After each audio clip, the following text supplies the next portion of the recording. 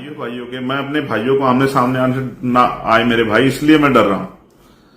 आप जानते हैं मैंने कभी जान की परवाह नहीं की और ना मैं कभी कर सकता हूं। मेरे खून का एक कतरा कतरा वंचित वर्गों के लिए, अपने परिवार के लिए। लेकिन इस परिवार को एकता बनाने में मुझे बहुत समय लगा है। मैं इस समाज के लिए जी रहा हूं। मेरा और कोई लक्ष्य नहीं है। इसलिए मैं आपसे कह रहा हूं,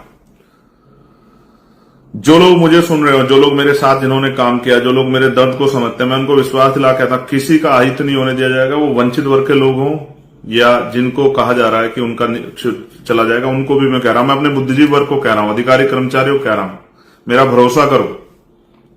मैं संकल्प दे कह रहा हूं, बाबा साहब अम्बेडकर के मिशन का संकल्प करके कह रहा हूं, किसी का अहित नहीं होने दिया जाएगा और जिसकी जो हिस्सेदारी बैठती है उसको मिलेगी। लेकिन आप संयम रखो, किसी की कठपुतली मत बनो, किसी पर टिप्पणी मत करो। और मैं अपने संगठन के साथियों से कह रहा हूं जो हमसे लोग जुड़े, जो मैंने आपको कोड दिए हैं, आप समय समय पर आंदोलन के बीच में उन कोडों का प्रयोग करना, आपको पता लग जाए कौन बाहर का आदमी आपके उसमें। और जैसे ऐसा आदमी तत्काल वीडियो बनाए, क्योंकि बहुत सारे लोग ये चाहते थे कि हमारे लोग सड़कों पर आए और फिर उनका इस तरह से मिसयूज किया जाए, फिर इनको दोनों भाइयों को लड़ा दिया जाए। ये वंचित वर्ग के लोग हैं, इनमें ये मार्शल कौम है जिन्होंने अपने शौर्य, अपने बल पे जो है बहुत सारे संघर्ष किए और विरोधियों को धूल चटा दी।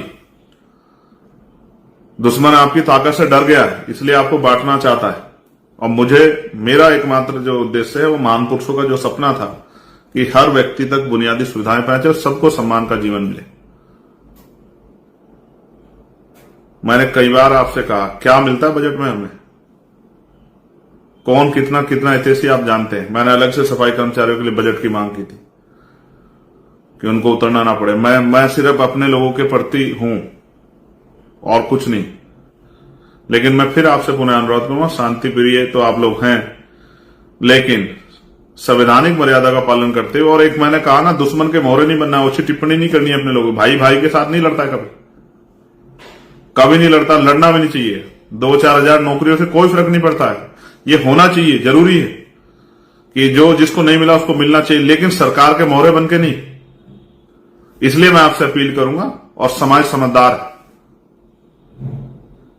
समझदार है और दुश्मन देखिए कितना समझदार है, भाइयों को भाइयों से लड़ा रहा है। वरना अलग से भी 10% 5% दे सकता था, लेकिन फिर भाई भाई से लड़ते तो वो तमाशा कैसे देखता। और गजब का खेल, जो लोग देने का वादा कर रहे हैं वो राजस्थान में समर्थन भी कर रहे हैं बंद का। कई खेल चल रहे हैं, बहुत सावधान रहिए।